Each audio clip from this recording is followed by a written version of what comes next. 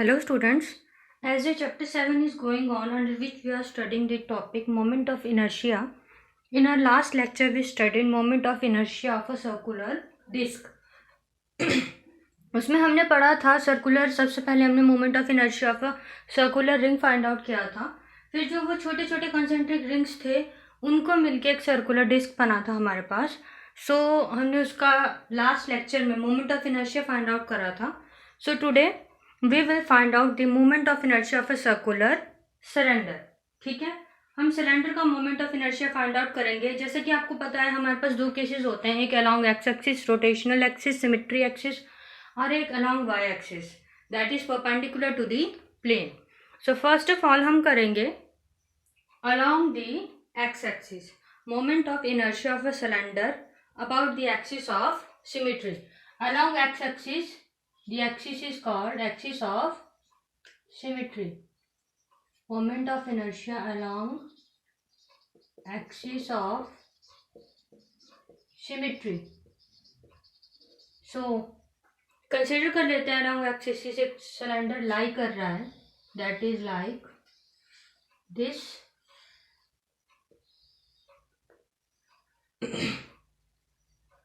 अगर जनरली आप ये कंसेप्ट देखें जनरली तो देखिए ये हमारे पास दो चीज़ों का कॉम्बिनेशन है, एक सर्कुलर डिस्क।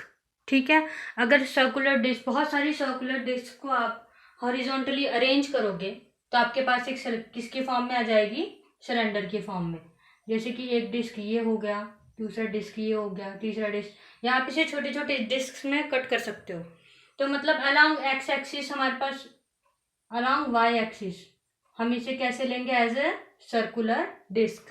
अब अलॉन्ग एक्स एक्सिस की बात होती है यहाँ पे, तो वो हमारे पास क्या आ सकता है यहाँ पे, रॉड वाला केस, जो कि हमने रॉड में फाइंड आउट किया था मोमेंट ऑफ इनर्शिया। तो अब यहाँ पे देखते हैं, कंसिडर करते हैं जो सिलेंडर है हमारे पास छोटे छोटे कंसेंट्रिक सिलेंडर्स को मिलके बना है। ठीक है, एक हम एलिमेंट्री पोर्शन कंसीडर कर लेते हैं सिलेंडर का, जिसकी एक पर्टिकुलर विड्थ है। ठीक है, आप कंसीडर कर सकते हो ये केस, जैसे कि एक सिलेंडर है, एक माइन्यूट सिलेंडर है, उसके बाहर आपने थोड़े से डायमीटर का एक और सिलेंडर लगाया, फिर थोड़ा सा डायमीटर बढ़ा के एक और सिलेंडर बनाया। ऐसे कई सारे सिलेंडर्स को मिला के, मतलब सिलेंडर के अंदर सिलेंडर, सिलेंडर के अंदर सिलेंडर डाल के आपने एक बड़ा ह्यूज सिलेंडर बना दिया। ठीक है, ये केस कंसिडर कर सकते हो।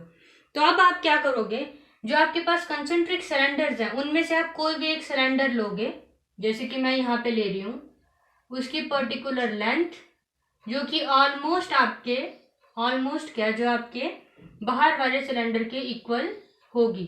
ठीक है, वो लोगे, और उसकी एक पर्टिकुलर थिकनेस, इंडिविजुअल है ना, तो उसकी एक पर्टिकुलर थिकनेस लोगे आप। तो अलॉन्ग एक्स एक्सिस लेना है हमें, consider that axis be x dash and x passing through the centre of the cylinder. Centre consider कर लेते हैं at point o. So length of the cylinder is given by m. ठीक है, ये आ गई आपके पास लेंथ ऑफ सिलेंडर। इसका एक एग्जांपल जो आपके पास ये सिलेंडर के अंदर सिलेंडर है, इसका एग्जांपल एक बहुत नॉर्मल एग्जांपल है। अगर आप लोगों ने दिवाली में पटाखे फोड़े होंगे तो आपके पास एक लक्ष्मी बम आता है, जो पहले अनार जैसा होता है, मतलब अनार जो फव्वारा छोड़ता है लाइट का, उसके बाद वो फट जाता है। तो उसे कभी ध्यान से देखना आप लोग, उसमें ना छोटी छोटी कार्डबोर्ड्स की लेयर्स बनी होती है, गोल गोल गोल गोल सिलेंड्रिकल फॉर्म में। तो जस्ट यहाँ पे सिमिलर वही केस है। तो अगर हम इस उन पतली लेयर्स की, हम यहाँ पे moment of inertia find out करने के लिए क्या करेंगे, उन सारी लेयर्स में से एक लेयर ले लेते हैं जिसकी एक पर्टिकुलर थिकनेस है और एक पर्टिकुलर लेंथ है। तो consider an axis X X dash, axis consider कर ली में हमने X X dash parallel to the length of cylinder. ठीक है, नेक्स्ट है आपके पास let I be the moment of inertia, moment of inertia along X X dash हमने क्या कंसीडर कर लिया, आई। ठीक है, consider the cylinder is made up of large number of coaxial cylindrical shells. Cylindrical shells मतलब shells क्या है यहाँ पे, जो कि चीज हॉलो है। जैसे कि लक्ष्मीबन में अंदर जो होता है, बाकी सिलेंडर्स क्या होते हैं, हॉलो होते हैं. So we are considering cylinder is made up of large number of coaxial, मतलब कि उनकी जो एक्सिस है वो सेम है, कोएक्सियल सिलेंड्रिकल हॉलो शेल्स. ये कंसीडर कर लेते हैं हम. जो सिलेंडर है वो छोटे छोटे सिलेंडर्स को मिलके एक बड़ा सिलेंडर बना है हमारे पास. One such cylindrical shell having internal radius, उनमें से एक सिलेंड्रिकल शेल की इंटरनल रेडियस. अब देखो यहाँ पे इंटरनल रेडियस का क्या मतलब है. आपने एक स्मॉल सिलेंडर कंसीडर किया है, ठीक है, उसकी पर्टिकुलर थिकनेस होने से उसकी एक इंटरनल रेडियस भी है और उसकी एक आउटर रेडियस भी है. तो जो उसकी इंटरनल रेडियस है वो क्या है यहाँ पे, x. So here consider the internal radius of the shell that is from here to here, that is x, यहाँ से यहाँ तक. और जो उसकी आउटर रेडियस है that is from here to here, मतलब यहाँ से पूरा बाहर तक, इस सिलेंडर के बाहर तक, x plus d x. So radius of cylindrical shell that is given by, अब देखो रेडियस आपके पास है जो दो हिस्सों में है, that is inner which is x and outer which is x plus d x. ठीक है, दो है यहाँ पे आपके पास जो रेडियस है. Cross sectional area of cylindrical shell. अब जो क्रॉस सेक्शनल एरिया, आप ये भी बोल सकते हो lateral surface area of a cylinder. Simple सा आपके पास lateral surface area of a cylinder क्या होता है आपके पास, 2πr/h. ठीक है, तो यहाँ पे आप क्रॉस सेक्शनल एरिया क्या है, यहाँ पे lateral surface area, cross sectional area of a shell can be given as 2πr/h. ठीक है, अब आपके पास रेडियस क्या है यहाँ पे, that is x. Inner radius लेंगे अभी हम उसका x. और लेंथ क्या है आपके पास सिलेंडर की. ठीक है, अब देखिए यहाँ पे जो आपके पास एक देखने वाली बात क्या है, इनर रेडियस और आउटर रेडियस में जो आपके पास डिफरेंस है. ठीक है, इनर रेडियस और आउटर रेडियस में जो आपके पास डिफरेंस है that will be taken here as h. तो यहाँ पे क्या लेंगे हम, 2πr/h dx. Cross sectional area मतलब जो सिर्फ उसके इस पार्ट का एरिया है, जो कि उसका थिकनेस से भरा पार्ट है. ठीक है, उसका सरफेस का नहीं, जो उसके थिकनेस से भरा पार्ट है, that is circumference into width. Circumference क्या है आपके पास इस सर्कल का, इस डिस्क का सर्कमफ्रेंस क्या है आपके पास 2πr. और विड्थ क्या है आपके पास,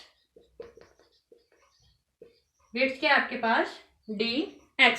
तभी तो आपका आउटर रेडियस क्या बना, x plus d x. dx here is width.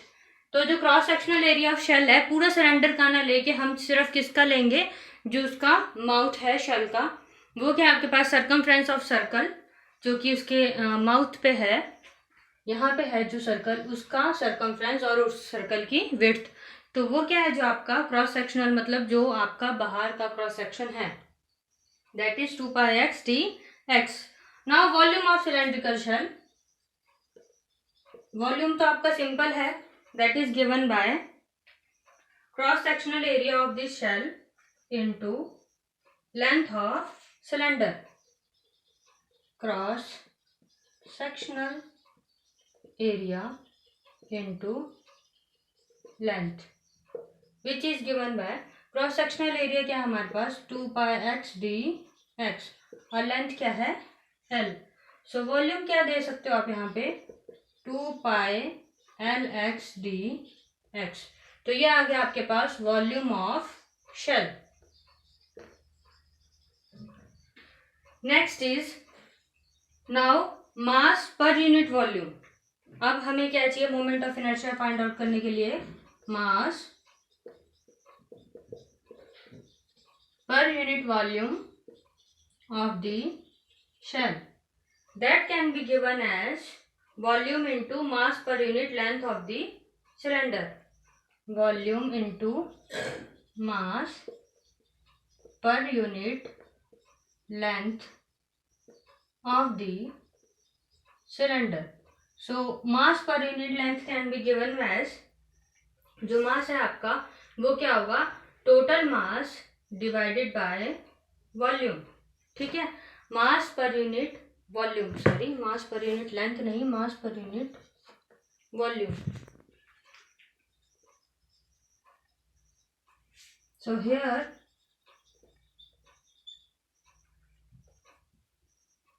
Sorry mass per unit volume तो मैं निकाल रही हूँ ना यहाँ पे. So mass per unit volume is given as m upon total mass of body which is considered as cylindrical. पूरे cylinder का मास क्या है यहाँ पे m. आप कंसिडरेशन में से पहले लिख सकते हो मास अपॉन वॉल्यूम.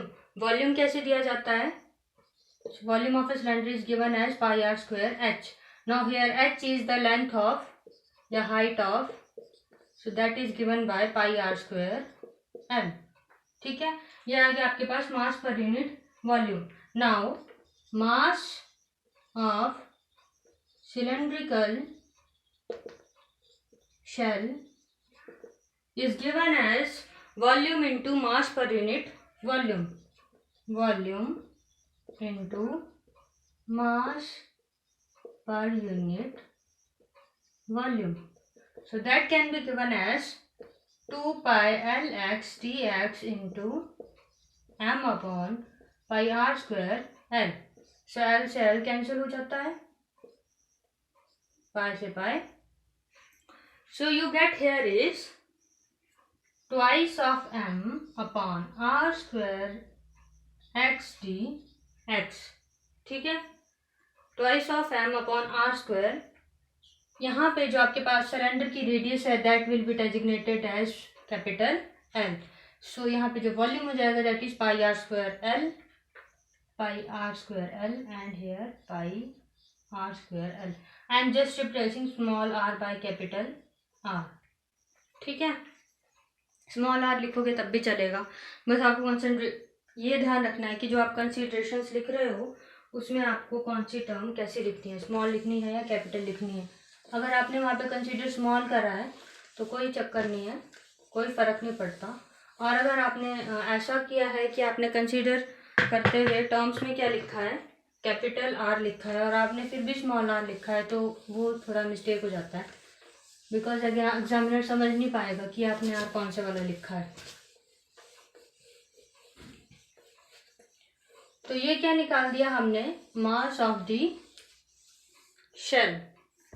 नेक्स्ट क्या है हमारे पास, small amount of moment of inertia.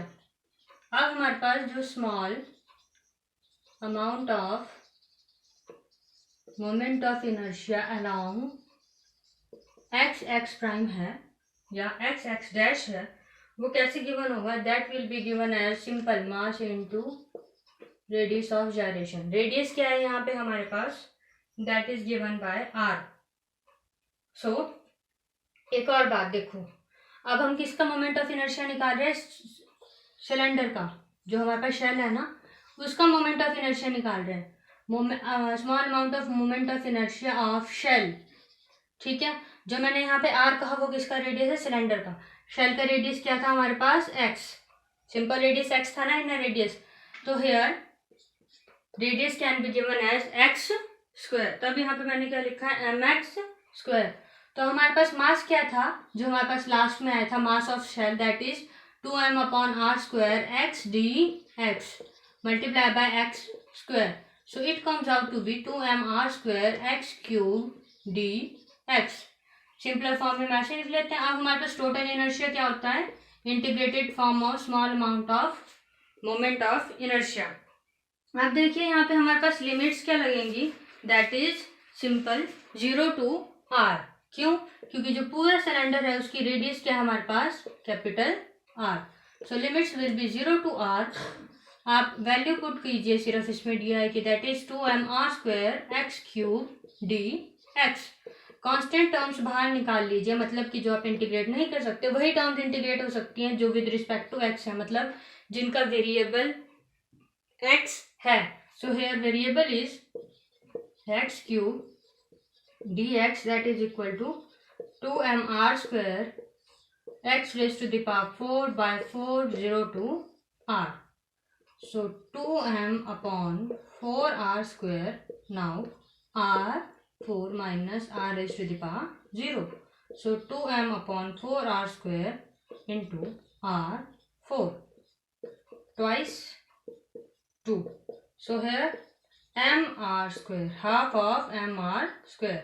So moment of inertia along x dash of the cylindrical shell of a cylinder consisting of large number of cylindrical shells can be given as I is equal to half mr square, where r is radius of cylinder and m is mass of cylinder. ये था हमारे पास along x dash. Now we will find out moment of inertia of cylinder along the axis perpendicular to the symmetrical axis, या symmetry axis के perpendicular जो rotational axis होगी हमारे पास. तो first of all we will draw a diagram here. Simple सा आपका cylinder है, उसी फॉर्म में लाई कर रहा है, ठीक है. We can not change the position. यहाँ पे एक सर्कुलर डिस्क कंसीडर कर लेते हैं एट सेंटर. जैसे कि मैंने आपको स्टार्टिंग में कहा था कि छोटे छोटे डिस्क को आप हॉरिजॉन्टल अरेंज करोगे तो आप वो क्या देगा आपको, सिलेंडर. जैसे कि आप नॉर्मल सा एग्जांपल कंसीडर करो, आपके पास बहुत सारे कॉइन्स होते हैं, आप एक के ऊपर एक अरेंज करोगे तो आपके पास एक सिलेंडर बन जाएगा. आप एज अ होल उसे क्या कंसीडर कर सकते हो, उस शेप को क्या कंसीडर कर सकते हो, सिलेंड्रिकल. और अगर वहां से आप एक छोटा सा कॉइन बाहर निकालो तो उस कॉइन की एक पर्टिकुलर विड्थ होगी, जिससे कि आप क्या, जो उसकी इनर रेडियस है, ठीक है, एक विड्थ होगी उसकी, जिसे आप क्या कंसीडर कर सकते हो, dx कंसीडर कर सकते हो, ठीक है.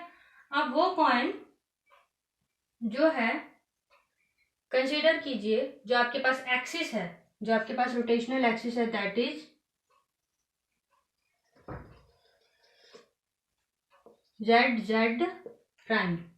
आप कंसीडर कीजिए जो रोटेशनल एक्सिस है z प्राइम, उससे जो आप कॉइन कंसीडर कर रहे हो, या फिर आप जो भी यहाँ पे एलिमेंट्री पोर्शन सिलेंडर का कंसीडर कर रहे हो, उसका डिस्टेंस क्या है, x, ठीक है. x जिसका आउटर रेडियस है, उसका विड्थ होने से उसका डिस्टेंस क्या बन जाएगा, x प्लस डी एक्स. तो अब आपको बेटर समझ आ गया होगा. नाउ कंसिडरेशंस क्या करना है आपको. First of all we will write moment of inertia perpendicular to the axis of symmetry. Now axis of symmetry is the symmetry rotational axis along y axis, ठीक है. पहले ही मैंने बताया और बार बार इसे बोल रही हूँ. सो हम कंसीडर करेंगे, let first of all let z prime be the axis of rotation, ठीक है. हम z प्राइम को एक्सिस ऑफ रोटेशन कंसीडर कर लेते हैं. Consider an elementary portion of the cylinder at distance x. जो हम ये कंसीडर कर रहे हैं, consider an elementary portion of the cylinder at distance x. हमने कंसीडर कर लिया, ठीक है. And x plus d x from, वो कंसीडर किया था ना हमने last time, center, it's center, O हमने कंसीडर कर लिया, ठीक है. नाउ और circular disc of radius r and thickness dx. अब देखिए ये जो सर्कुलर डिस्क हमने इससे निकाला है, वो कॉइन आपने जो अरेंज किया था उसमें से निकाला है, उसका रेडियस तो पूरे सिलेंडर के बराबर ही होगा ना, तो radius will be given as r. Thickness मैंने आपको क्या बताया, उस पर्टिकुलर कॉइन के थिकनेस को आप क्या लेंगे, dx. Now A circular disc of radius r and thickness dx is taken. Circular disc हमने ले लिया है, सर्कुलर डिस्क या फिर जो मैं कॉइन बोल रही हूँ of thickness dx and radius r is taken, ठीक है। देयरफॉर द वॉल्यूम, अब जो आपने वो वहां पे एक एलिमेंट्री पोर्शन लिया, एलिमेंट्री पोर्शन मतलब उस पूरे सिलेंडर का एक छोटा सा पार्ट लिया है, तो उसका जो वॉल्यूम है, वॉल्यूम हम यहाँ पे कैसे फाइंड आउट करते हैं, एरिया इनटू थिकनेस, सिंपल, ठीक है। जो एरिया है सर्कुलर कॉइन का एरिया किससे गिवन होता है आपके पास, pi are square. So here R is considered as capital R, pi are square, thickness क्या है डी एक्स, ठीक है। जैसे कि हमने अपने पिछले सिलेंड्रिकल केस में क्या कर रहा था, 2 पाई आर एच, 2 पाई आर एच था हमारे पास जो, that was 2 pi L x into जो थिकनेस थी दैट वाज डी एक्स, ठीक है। सो यहाँ पे हमारे पास वॉल्यूम आ जाता है pi are square into d X. Now mass of elementary portion, mass of, पहले तो हम मास पर यूनिट वॉल्यूम निकाल लेते हैं, मास पर यूनिट वॉल्यूम। अब आपने सिलेंड्रिकल पोर्शन का यहाँ पे मास क्या कंसिडर किया है, एल। अब देखो जो आपके पास कॉइन है उसका वॉल्यूम क्या होगा, ठीक है। अब यहाँ पे हमारे पास कॉइन का वॉल्यूम नहीं लेंगे हम किसका लेंगे, पूरे सिलेंडर का volume, that is pi are square l. Now mass of elementary portion, जो कि सर्कुलर डिस्क आपने यहाँ कंसीडर किया है, वही हमारे पास क्या है, elementary portion, volume into mass per unit volume. So here we have pi r square dx into m upon pi r square l. So pi r and pi r square get cancelled out. We have here m upon l dx, ठीक है। ये आ गया हमारे पास mass of elementary portion. Now moment of inertia along the diameter हमारे पास क्या था, 1/4 एम आर स्क्वायर, हमारे पास रिजल्ट आया था ना 1/2 m r square. Now moment of inertia of elementary portion is equal to half of moment of inertia along the diameter. So we had there half of mr square. So we will have here 1/4 mr square, ठीक है। Now let di be the moment of inertia along about zz dash।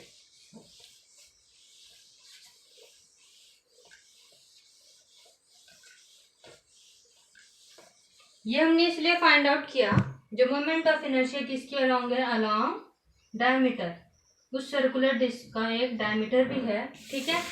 जैसे कि आप ये देख रहे हो along x, अब हम किसके नाम निकालेंगे, along z z prime.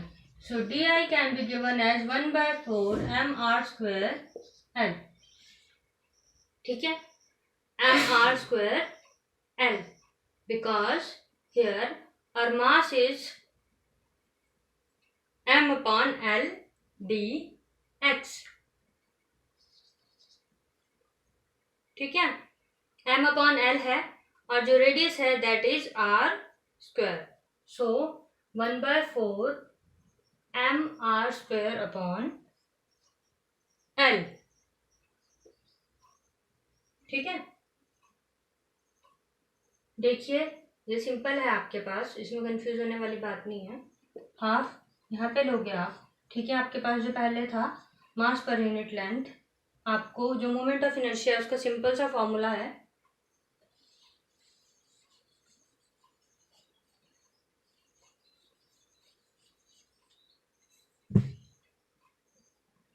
Mass into radius. So here we had mass m by l and radius was mr square, radius square। आपको इसका क्या करना है, 1/4 लेना है।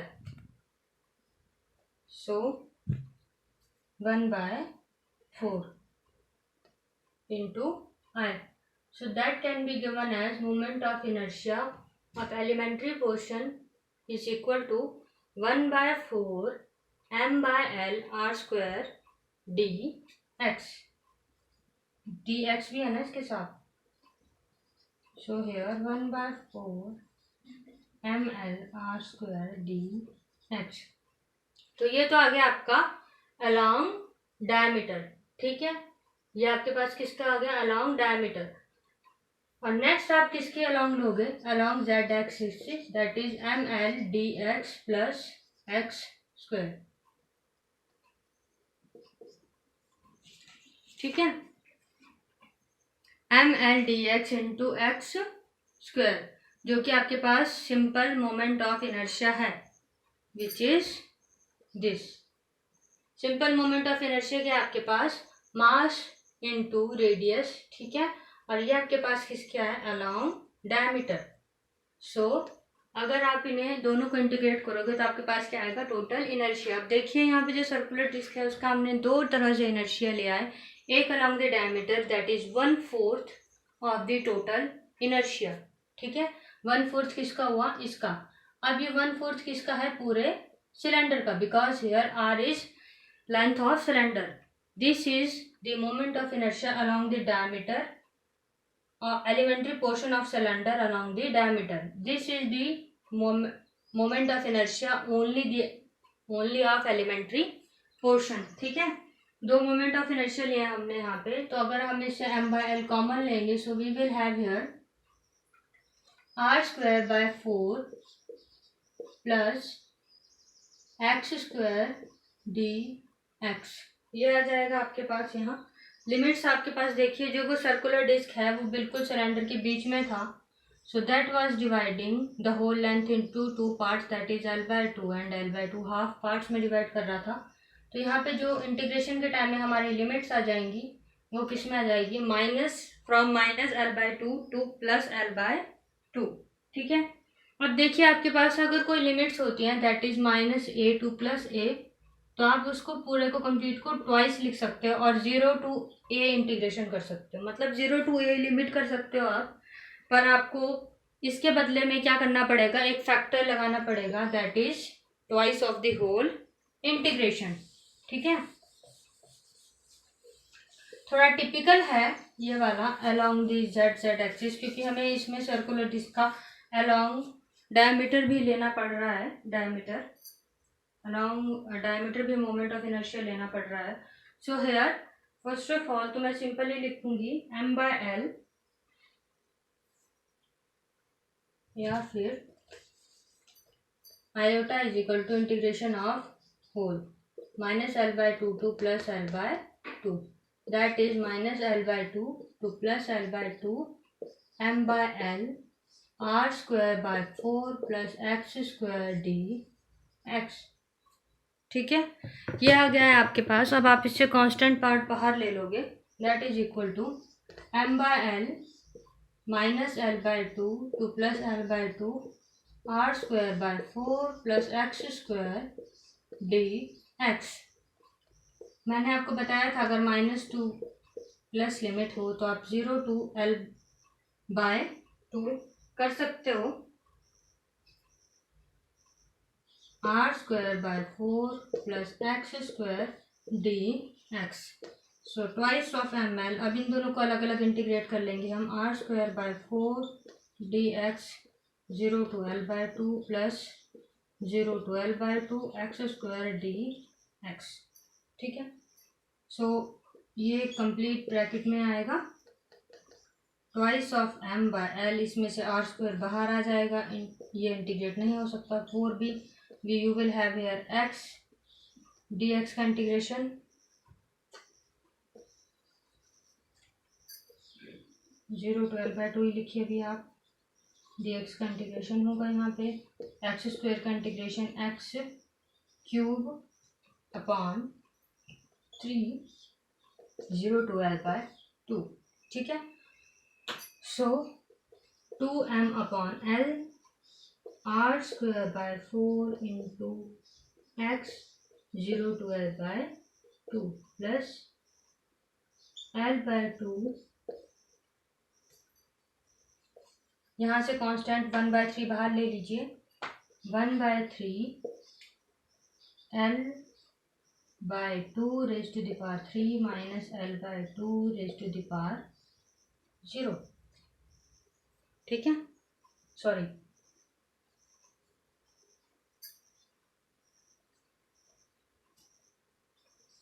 l by 2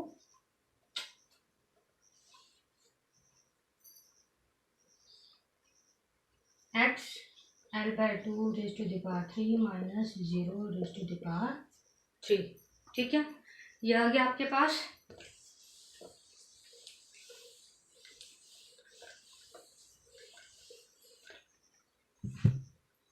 So here you have 2m by l r square by 4 into l by 2 plus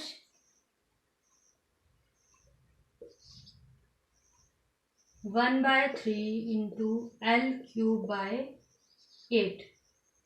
ठीक है, तो अगर आप ब्रैकेट ओपन करोगे so 2ml into r square l by 8 plus 2ml into l cube by 24.